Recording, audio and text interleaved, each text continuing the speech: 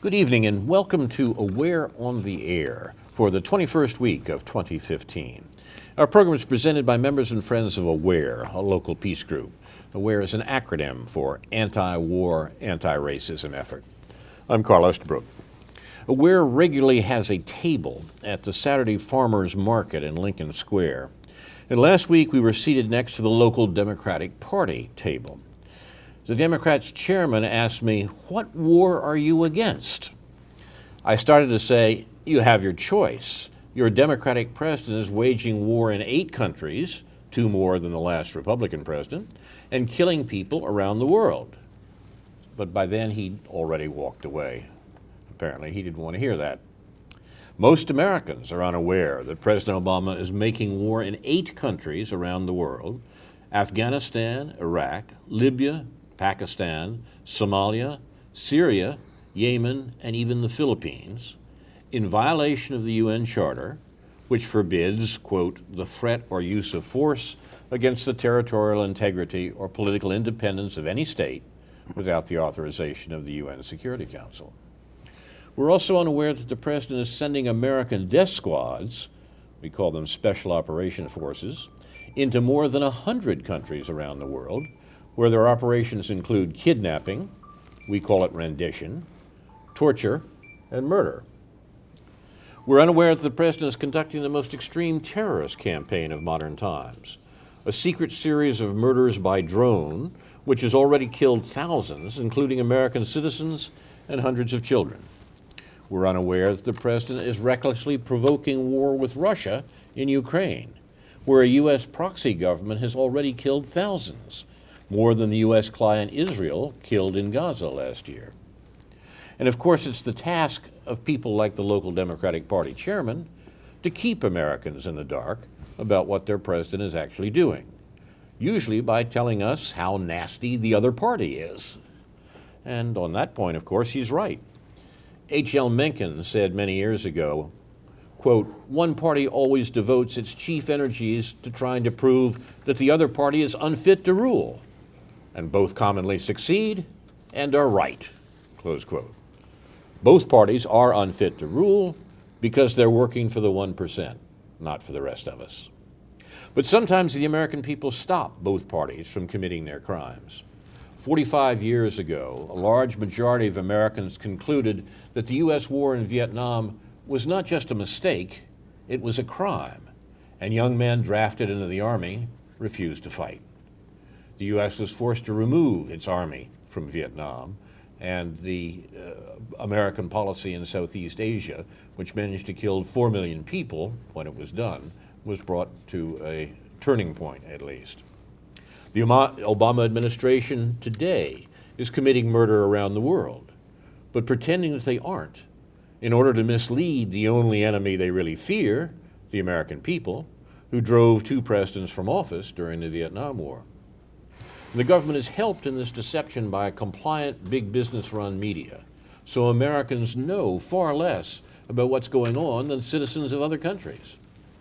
Obama's wars today are not in the interest of the vast majority of Americans, who forego government services and are taxed to pay for them, to the point that the U.S. is the most unequal developed country, and is becoming more so at an increasing rate. But the wars are in the interest of a very few Americans, the very rich, the 1%, who profit enormously from the U.S. control of the world economy. The Obama administration is killing people around the world, but notably in MENA, as the Pentagon calls the Mideast and North Africa, and Eurasia, which contain energy supplies, oil and gas, that the U.S. government intends to control. U.S. control over world energy flows gives it leverage over economic rivals from Germany to China. Control of, not just access to, gas and oil is what the U.S. demands, and our government has been willing to kill a lot of people to guarantee it.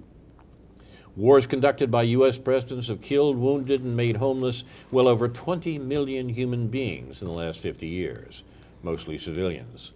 Obama was elected on a platform of hope and change, but he's brought little hope and almost no change to U.S. war policy, except perhaps to lie more successfully about what he was doing than George Bush did.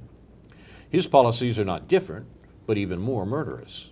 It's no wonder that the U.S. is hated around the world, as a candid article of the New York Times pointed out this week. Champaign-Urbana Aware recommends that you contact the President and our representatives in Congress and tell them to stop killing people around the world and to bring U.S. troops home. The Aware webpage and Facebook page have email addresses and phone numbers for President Obama, Senator Dick Durbin, Senator Mark Kirk, and Representative Rodney Davis, and also for the state representatives, which we'll talk about in a few minutes.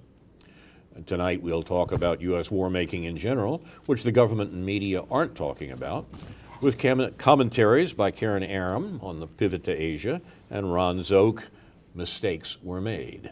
And we'll begin with Ron's mistakes. Yes, well, we've been hearing this more and more from the Republican presidential candidates and also actually from Hillary about the Iraqi war. This question is coming up now. It's embarrassed apparently Jeb Bush and a couple of other potential candidates. And they switch into the passive and subjunctive mode typically. Mistakes were made, but not by me typically. And so don't blame me, or don't blame my brother or whatever. We did it out of idealistic motives, and we were acting, or the president, the regime, was acting on the best available intelligence at the time, and everybody thought that Saddam Hussein had weapons of mass destruction, and of course it was our duty to find them and destroy them, and to bring about a regime change in Iraq.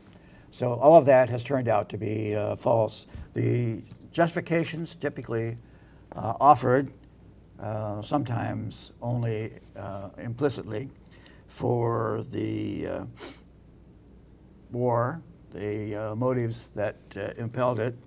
Oil, they have trouble admitting that one, but it's commonly attributed to them, and rightfully so in most cases. Money, revenge for 9/11. Turns out again that there was no connection between the Iraqi regime of Saddam Hussein and the 9/11 incident. Personal pique at Saddam for trying to assassinate W's father, apparently. And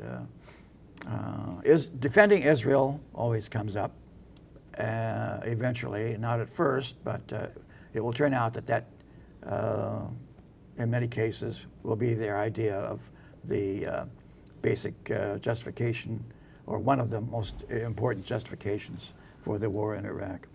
And finally, one not often talked about, but looming in the minds of some psychologically oriented people, reversing America's castration complex concerning what happened in Vietnam. And we had to show the world that we were tough, ballsy he-man again after the humiliation supposedly that the USA suffered in Vietnam. So this has led to the rise, I think, of a lot of popular cynicism and distrust of the government, loss of legitimacy, and a feeling that's become almost as prevalent here, apparently, as it was in the last days of the Soviet Union, that nothing the government says can be trusted, that they're all lying to us.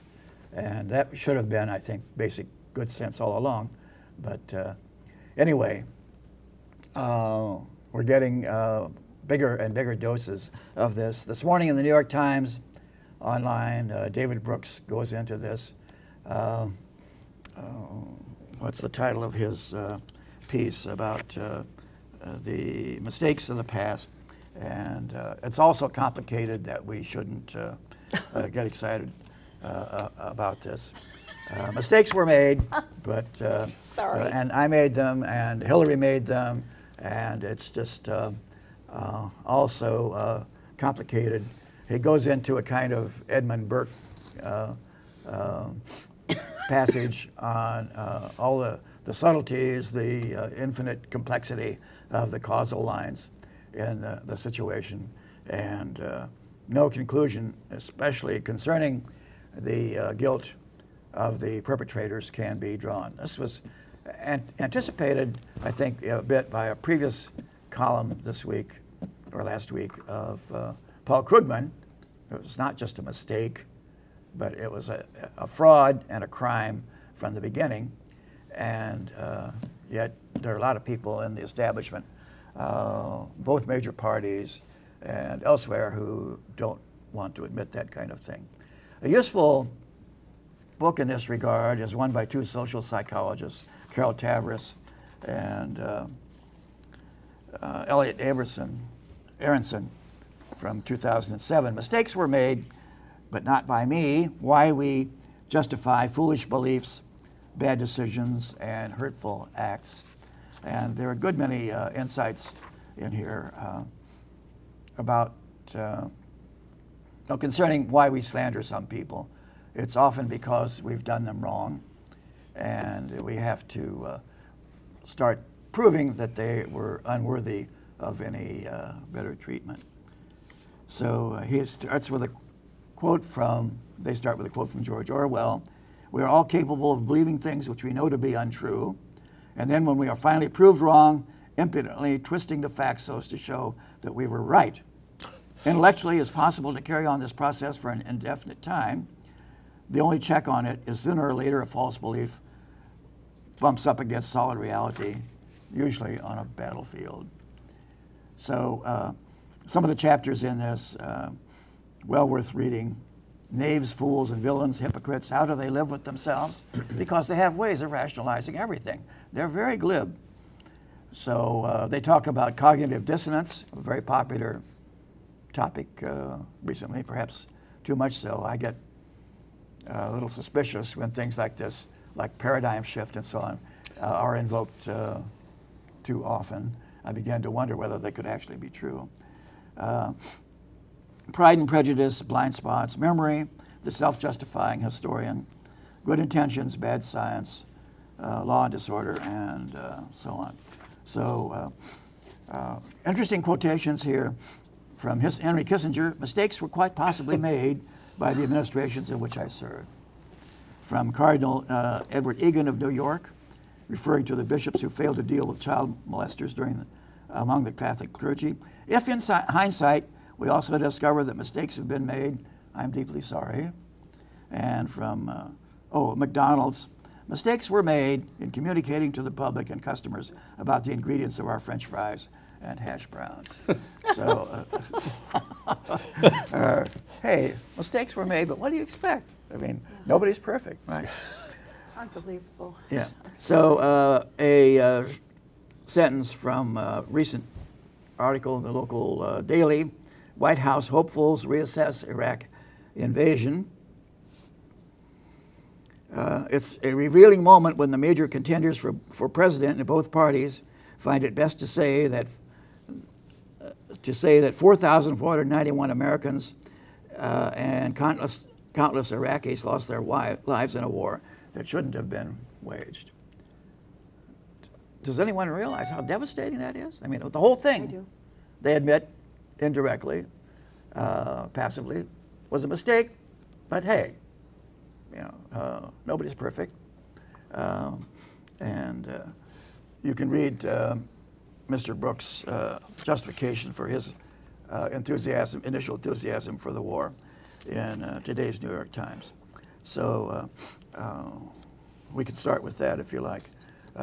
Interesting article too that I may come back to about the mistakes that are still being made and the justifications that are being offered about why we are still in the Middle East.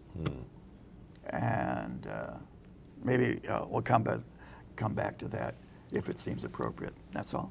That's important. I quite agree, Ron. Thank you very much. You're watching Aware on the Air, and we're going to pivot to Asia with Karen Aram. I have to make a comment first on some of what Ron was saying. It's so ludicrous, this idea. I mean, David Brooks, you know, we should just forget it, and it's not worth going into, and so just, you know, whitewash all of history. Yeah. You know, the statement that justice delayed means no justice, and I keep thinking there is no justice here. I mean, it's just so Yeah, it's a ridiculous. variation on the folk wisdom. You can't unring the bell. Yeah. You can't you can't unscramble the egg, and so on. It was just too ludicrous. It's beyond. Okay, here's a little justice. Anyway, I'm always talking about the railroad situation, the Silk Railroad into Asia, which is really important.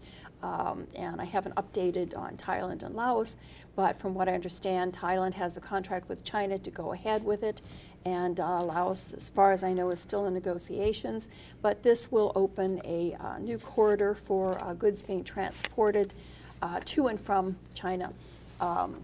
Bypassing the Malacca Straits, where all shipping throughout the Indian Ocean takes place, is critical, because when we have areas like that, they can always be blockaded, and we know what a blockade would mean if you cut off anyone's oil. I mean, we've had, you know, a precedent was set for this back when I think Roosevelt blockaded Japan and their oil transport, and that's when they attacked. Okay.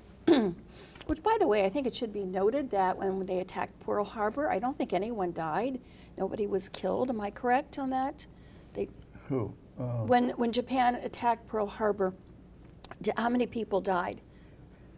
Oh, well, over 1,000 went down on the ships in the harbor. On the ships in the harbor. Okay, thank you. And many I others. wasn't sure. Okay, So a lot of people about the were Japanese killed. or the Americans? The Japanese, when they attacked Pearl Harbor. Yeah. Okay, I just wanted to clarify that, because I read something recently where, well, nobody was killed, and I'm thinking, wait a minute, no.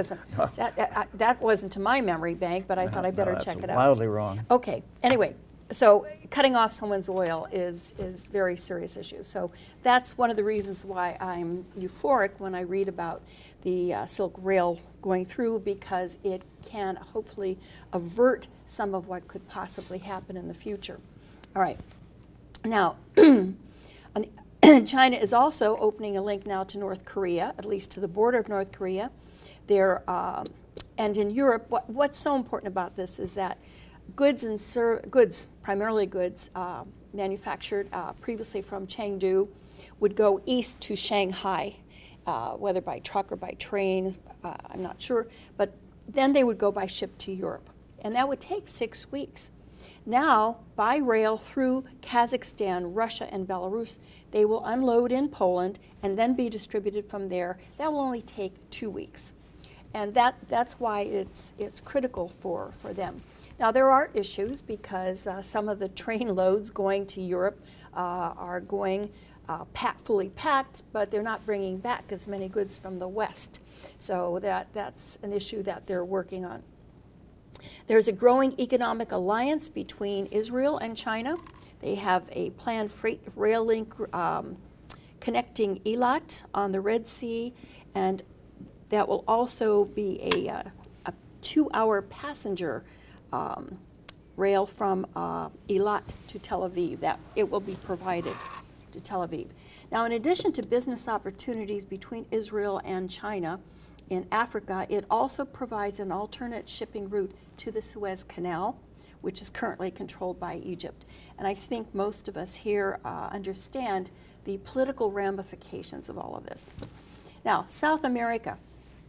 Xi Jinping, the Premier of China, he proposed one from Peru to Brazil. So you're looking at from the Pacific to the Atlantic. There is a memorandum of understanding with Honduras, and they have an alternative to the Panama Canal that they're discussing with Nicaragua. And given our excellent diplomatic relations with Nicaragua, I honestly don't believe we're going to be able to, mess that one up. I suspect that'll go through. So, yesterday's victim often is sometimes tomorrow's winner. So, Anyway, China has loaned as much as $15 billion to the region last year. So that puts them in a very good position for their negotiations. So this Silk Rail that is going through, it's going all through the world. It's going to change a lot as far as business and commerce. And it has even more meaning than that. It's not just about business. When we have to look at the fact that Iran is also a keynote in the Chinese-led New Silk Road project. According to Pepe Escobar, there are so many deals being looked at in Kazakhstan and Belarus. So as Pepe has said in one of his recent articles, welcome to the new Silk World Order. From Beijing to Moscow on high-speed rail, from Shanghai to Almaty, Minsk, and beyond, from Central Asia to Western Europe. And he says we also have the, besides the high-speed trade, geopolitical journey.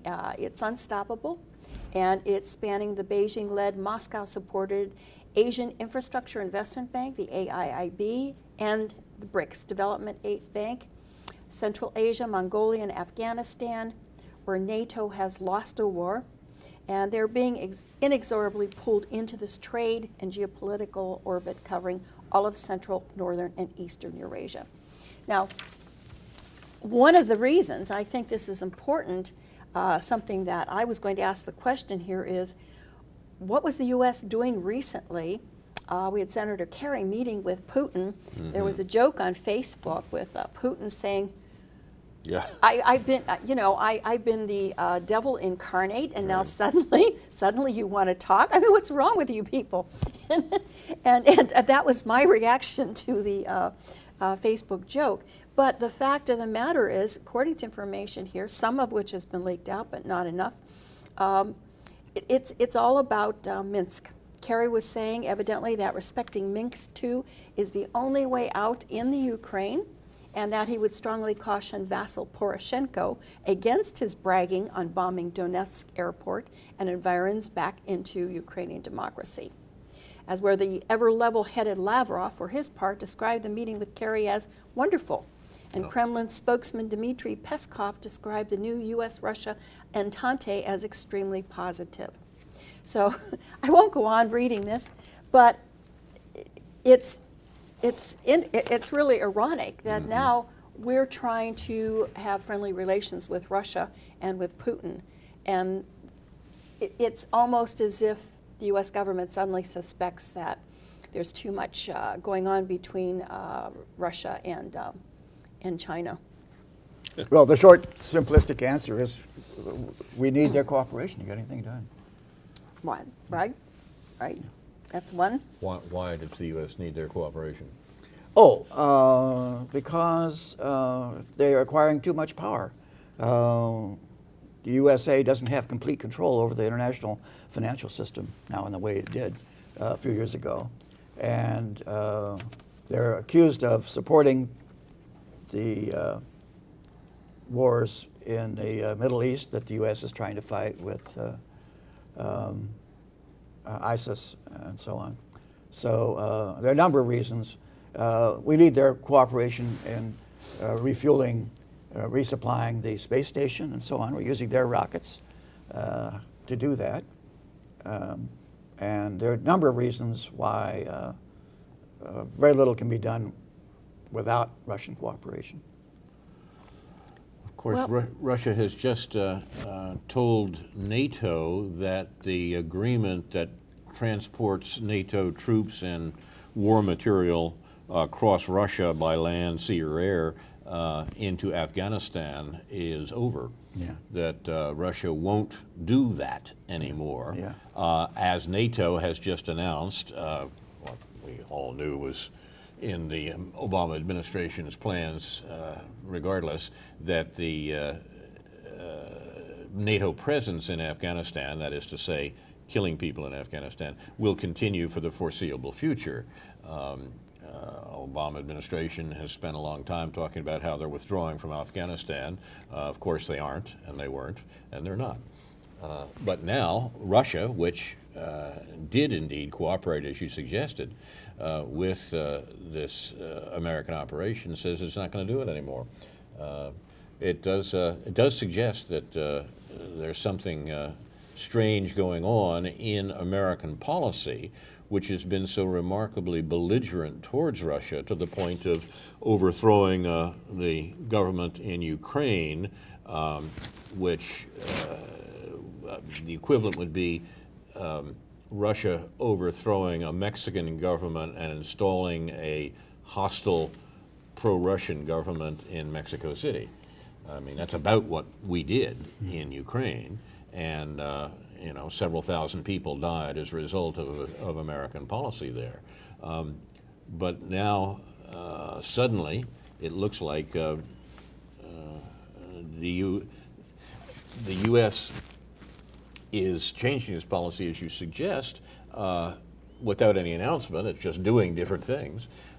And it's a little hard to suggest why that might be the case. Carl, according to Pepe, here maybe you or Ron can comment on this. He says that maybe adults in the Beltway did the math and concluded Moscow and Beijing may be on the verge of signing secret military protocols, as in the Molotov-Ribbentrop Pact. And then he says the new game of musical chairs is surely bound to leave Eurasian obsessed Mr. Zbig Brzezinski apoplectic. But Yeah. so I don't know anything about the Molotov-Ribbentrop Pact. Well, you do remember, actually you do, that was the agreement, the non-aggression pact between Russia and Germany in 1939, Okay. before the outbreak, before the German invasion of Poland. I think it's getting through, seeping through to some people in Washington that we're losing control. The USA is losing control of the international financial system. And how do we deal with that? By secretly making overtures to the people that we've been condemning and denouncing all along. And there's no other way of doing it. But yet, I'm getting some information from others on the left, which of course Pepe's coming from, that we're still looking at strangling China, okay? Oh, yeah, yeah. And China's very deeply involved with Moscow, with Russia. Yeah. So I'm wondering if it's business oriented, Well, it is that. or if it's more military. Okay. These are concern. either ors. Right, right. They're Yeah. combined. I know they're connected. But We can play the good cop, bad cop game endlessly. Okay. So we can be making overtures to them and so on. At the same time, we're denouncing them and fighting them and so on. And the international diplomatic scene is just that complicated. I think the mistake here would be to see American policy as inconsistent, to see American policy as a result of people thrashing around in Washington one day doing one thing and one day doing another. It seems to me that if you look at the history, not just the history of this century, from the invasions of Afghanistan and Iraq, but the history indeed back to the Second World War, when the U.S. emerges as the only undamaged country, the only undamaged major country from the war. If you look at that history, what you see is a rather consistent, constant American policy, covered over by a propaganda screen that often has nothing to do with what the policy actually is, and that changes, that comes and goes as suddenly the great enemy, Russia, suddenly becomes a dependency after the fall of the Soviet Union.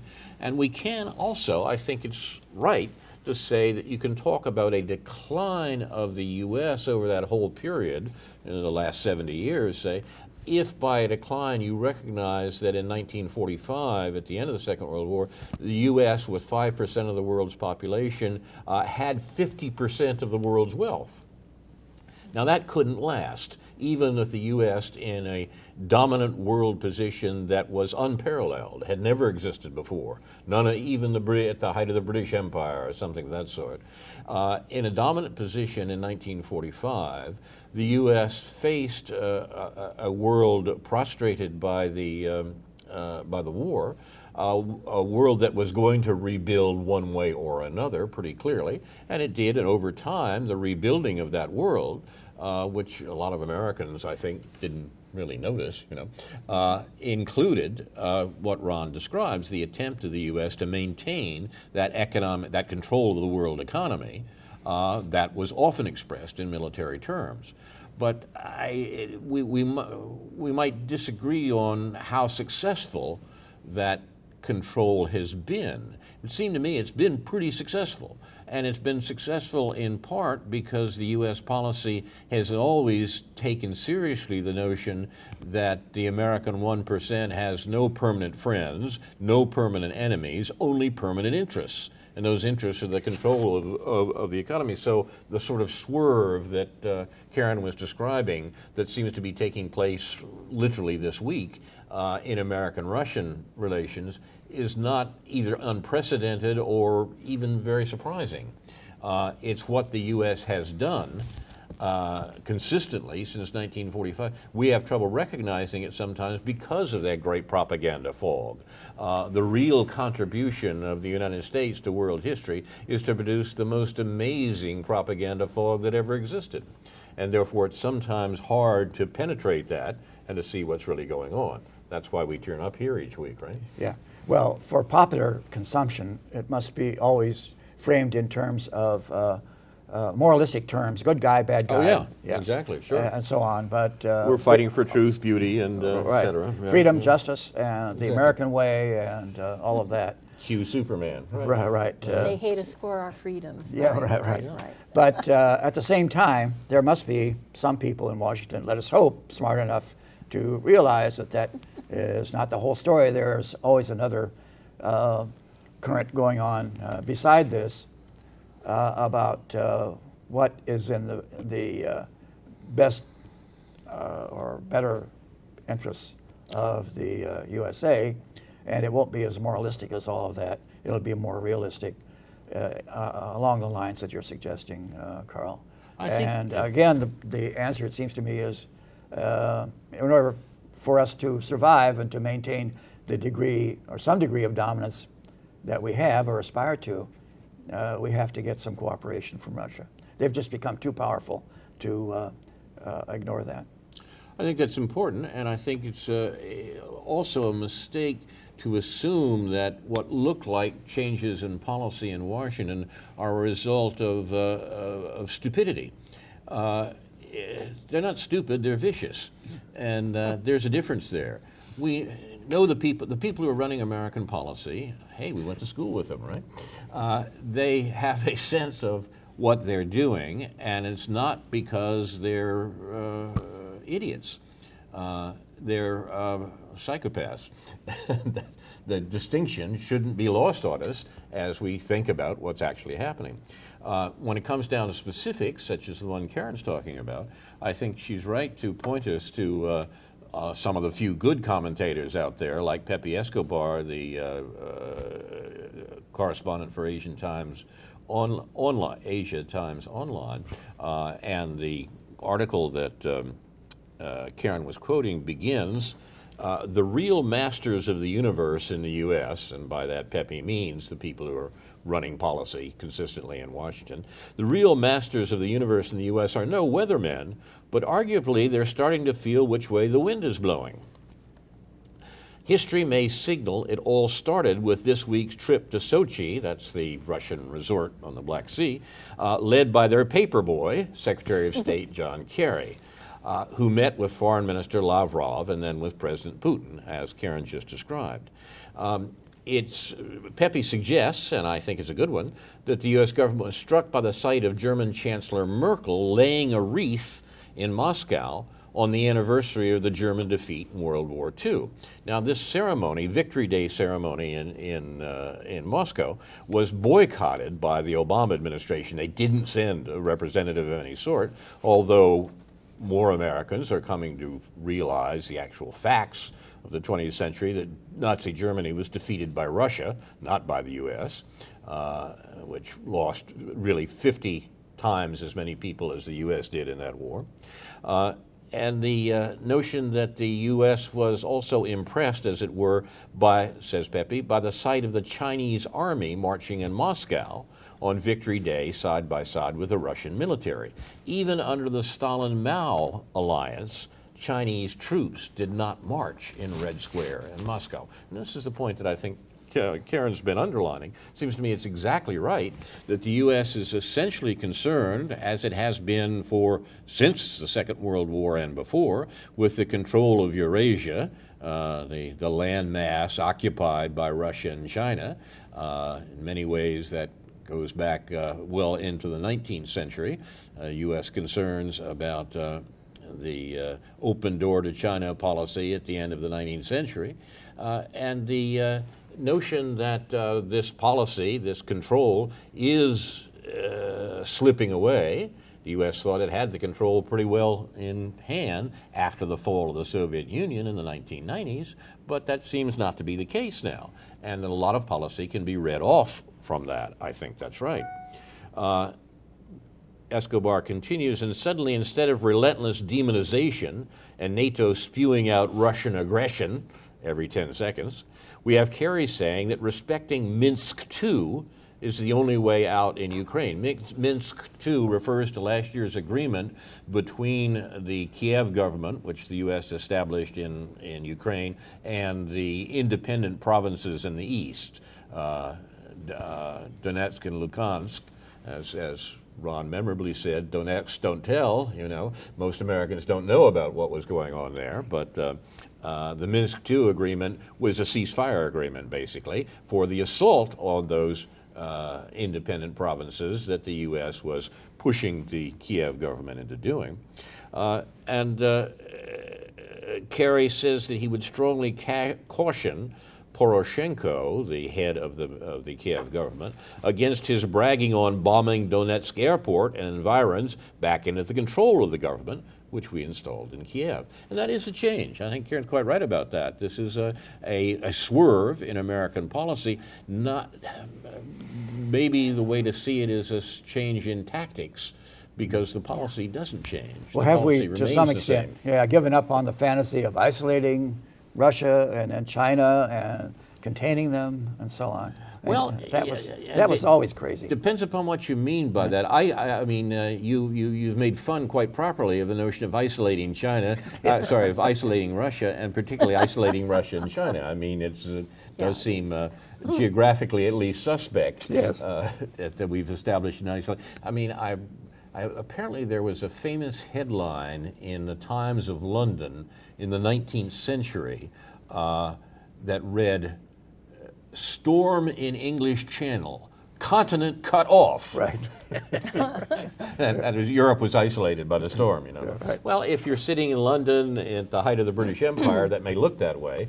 And if you're sitting in Washington at the height of the American Empire, it may look like you're isolating Russia and China. But there's a sense in which the U.S. really did try to do that. Oh, yes. I mean, what happened after the fall of the Soviet Union was that American policy consistently trying to control the Eurasian economy, as you said, thought that actually we could use the governmental vacuum in Moscow, and that's basically what the Yeltsin years were. Yeltsin was a dipsomaniac and completely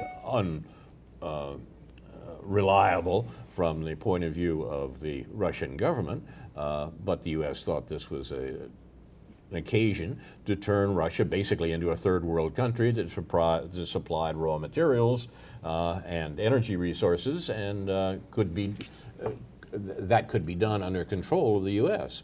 We almost succeeded, but the contrary emerged with the emergence of the Putin regime, which Putin was a different kettle of fish from Yeltsin, and that opposition has reduced the American plan for the reduction of Russia to nonsense. And that's why we keep hearing all these talks about Russian aggression. So a further swerve in the propaganda, even in the tactics by the U.S., doesn't necessarily mean, I think, any change in policy, just a change on how that policy is going to be implemented right now. You're watching Aware on the Air. We're talking about the war policy of the United States and aspects of that. How does Europe, the EU, play into all of this, do you think? Oh, well.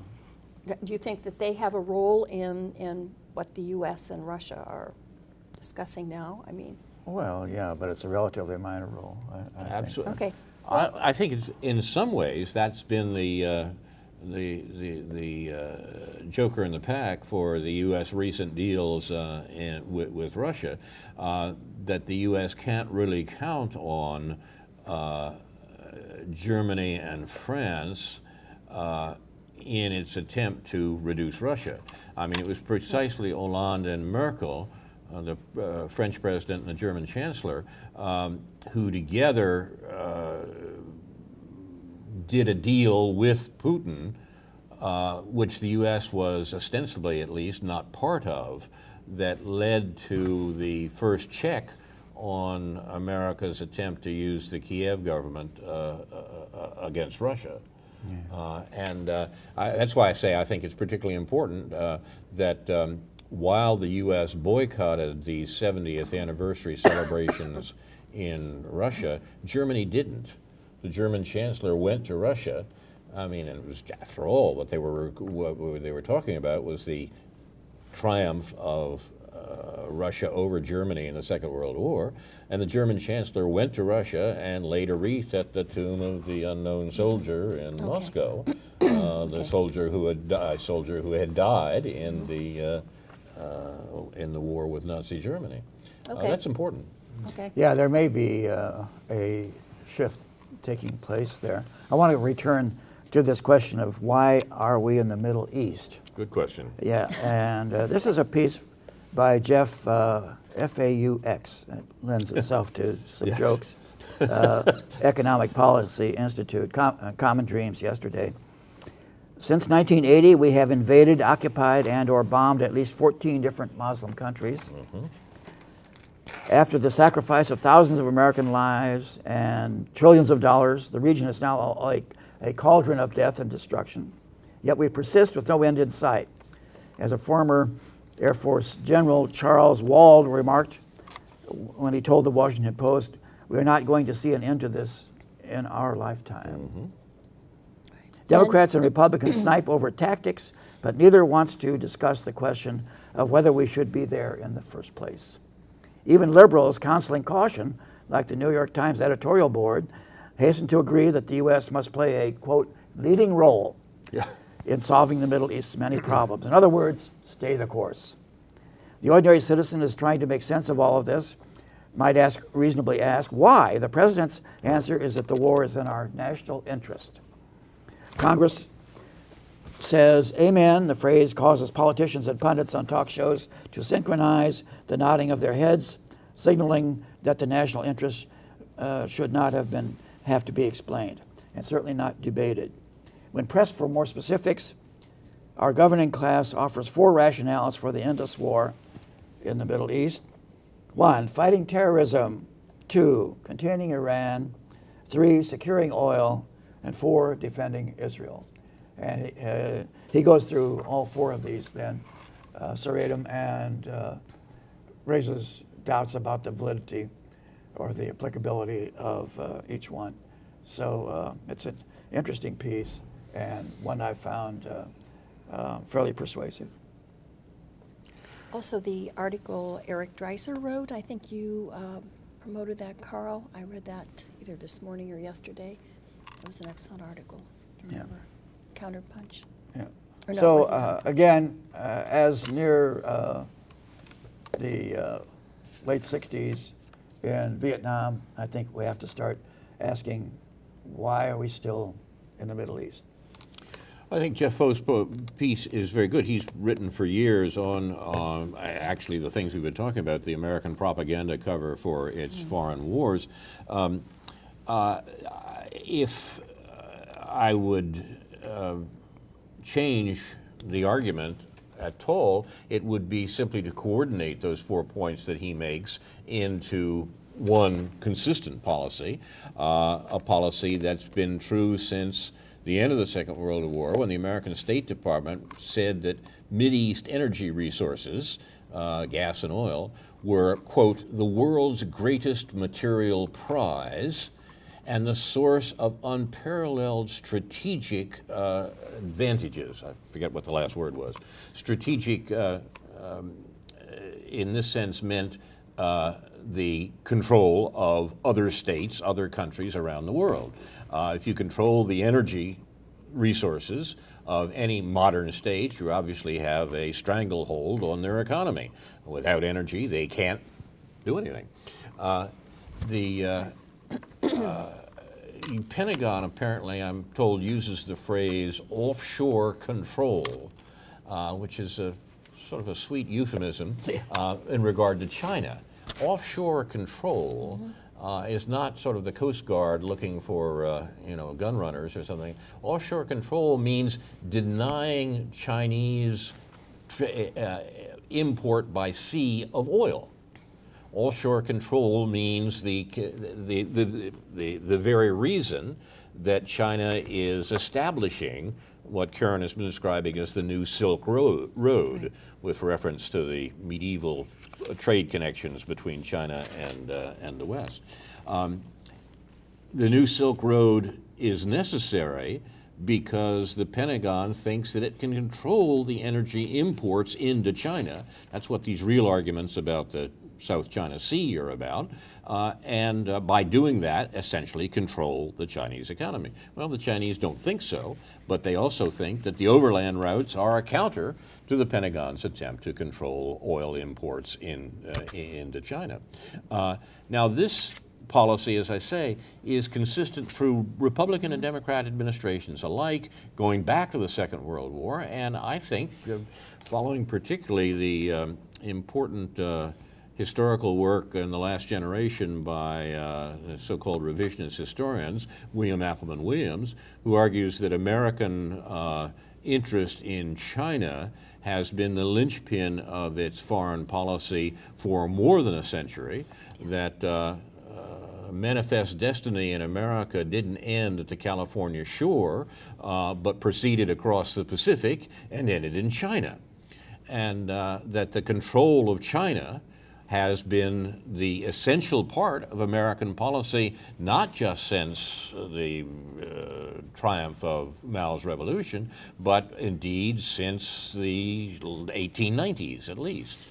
I think that's probably right, and I think that if there are any historians around to look back at this a century or so from now, they will see the American contest over China, including the contest with Russia over China, as being the bright line through American foreign policy, American history in the 20th and 21st centuries.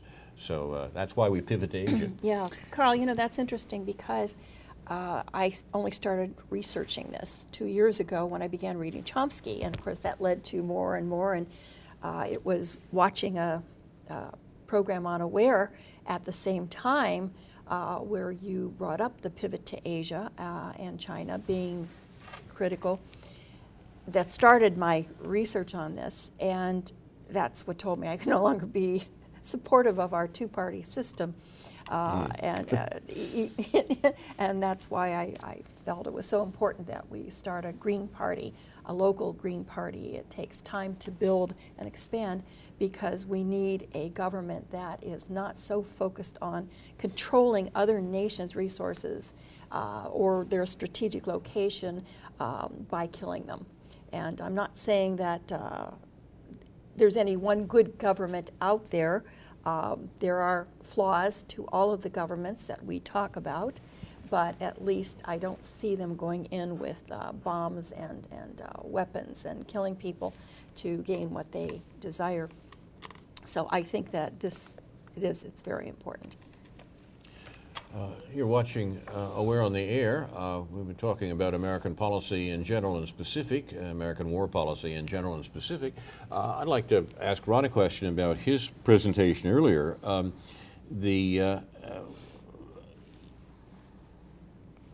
In retrospect, what do we say now, not about what the U.S. said then or now about the invasion of Iraq, but what was the reason for the U.S. invasion of Iraq in 2003? Why did the U.S.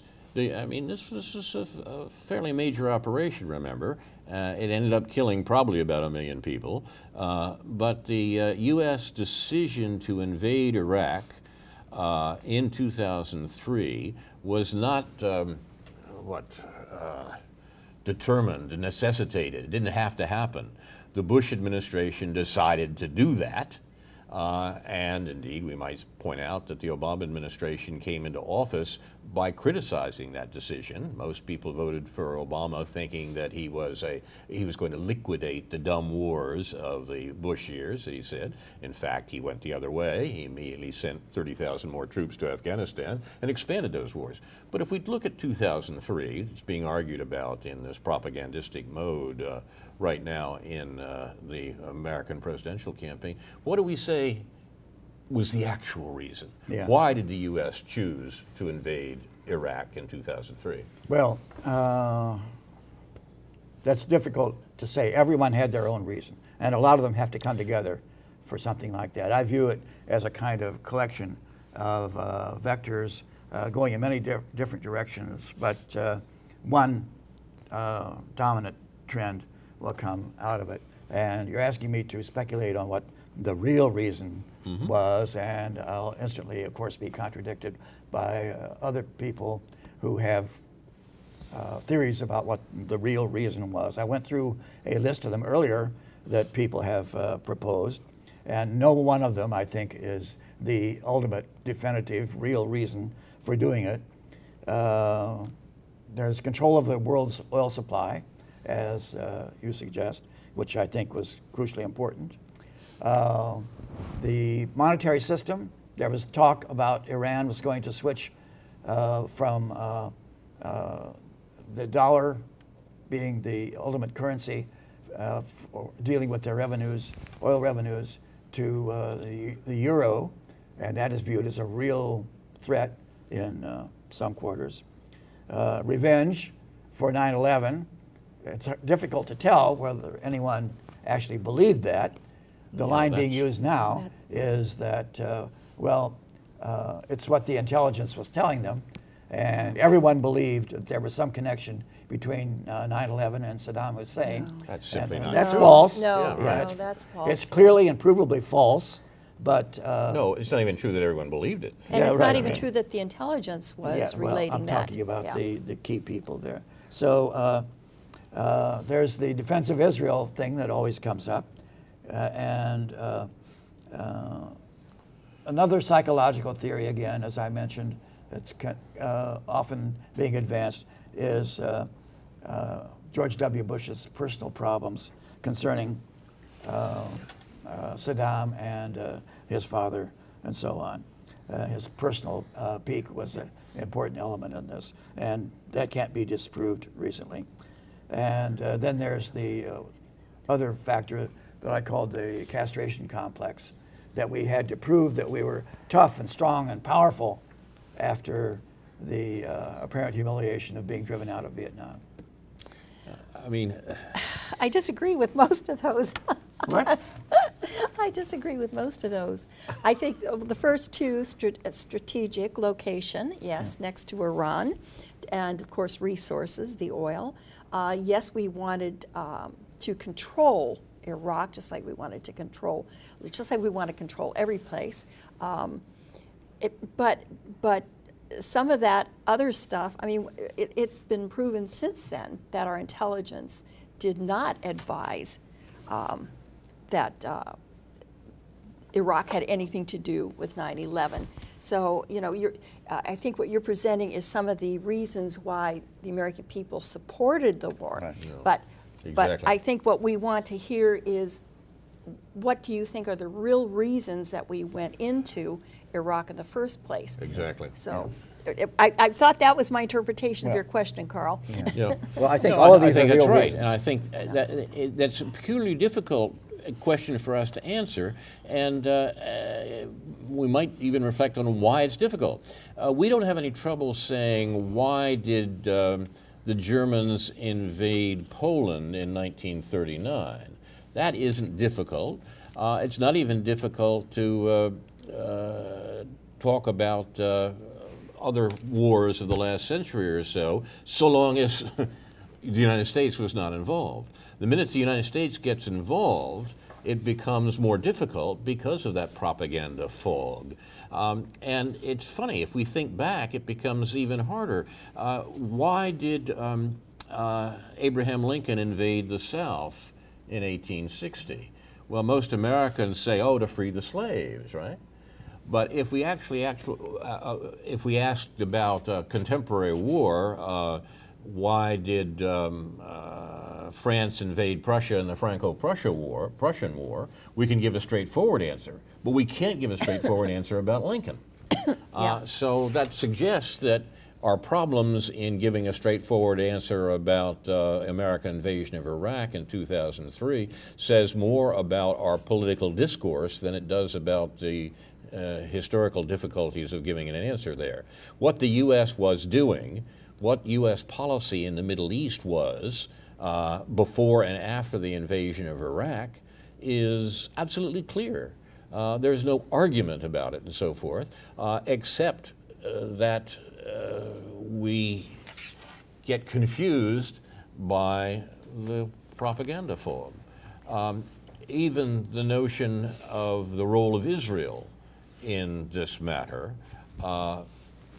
looks a lot clearer, I think, if we try to see Israel's role as an American client throughout this period.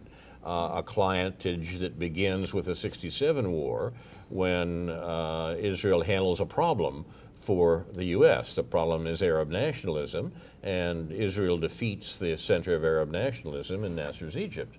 So suddenly they're on board with the general policy that the U.S. is following, and that general policy leads to war in 2003, leads to the invasion in 2003. Where's the surprise? I mean, I mentioned resources and strategic location. I should have added regime change.